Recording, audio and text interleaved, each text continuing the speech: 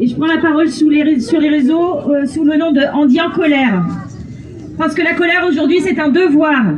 Le validisme définit le système de domination et d'oppression qui est subi par les personnes handicapées. Je suis venue vous dire une chose simple. Le fascisme et le validisme partagent la même racine.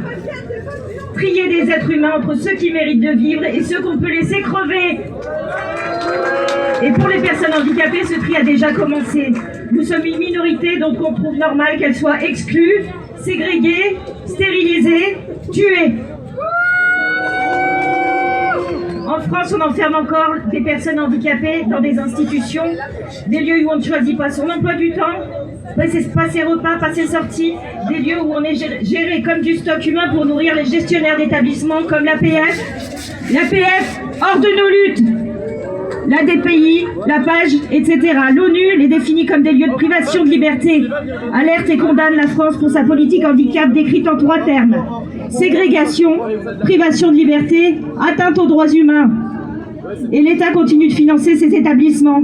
Et la Ligue des droits de l'homme continue de nous invisibiliser. Et pendant qu'on nous enferme d'un côté, on nous propose la sortie définitive de l'autre. La loi sur la fin de vie, c'est ça. On nous supprime nos aides du quotidien, se laver, s'habiller, aller aux toilettes. Et on nous propose de nous soulager par le droit de mourir dignement. On ne nous tue pas frontalement, on organise les conditions pour qu'on ait envie de mourir.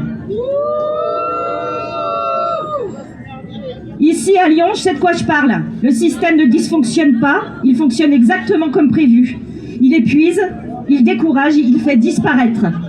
Si la municipalité lyonnaise travaille l'antivalidisme et l'applique, et nous le saluons, la métropole, elle, mène une politique mortifère.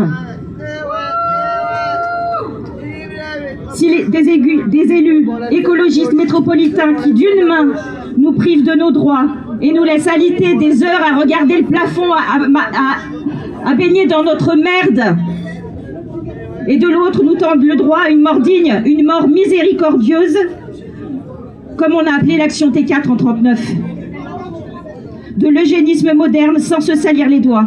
Si Bruno Bernard, Christophe Guillotot, Thomas Ravier, Pascal Blanchard m'entendent, ayez honte! Camarades, le validisme est l'angle mort des luttes antifascistes. Et pourtant, demain, vous pourriez faire partie de notre minorité.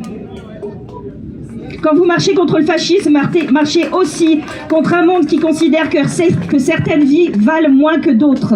Nous sommes historiquement les premières cibles. Le programme T4, c'était 300 000 personnes handicapées exterminées.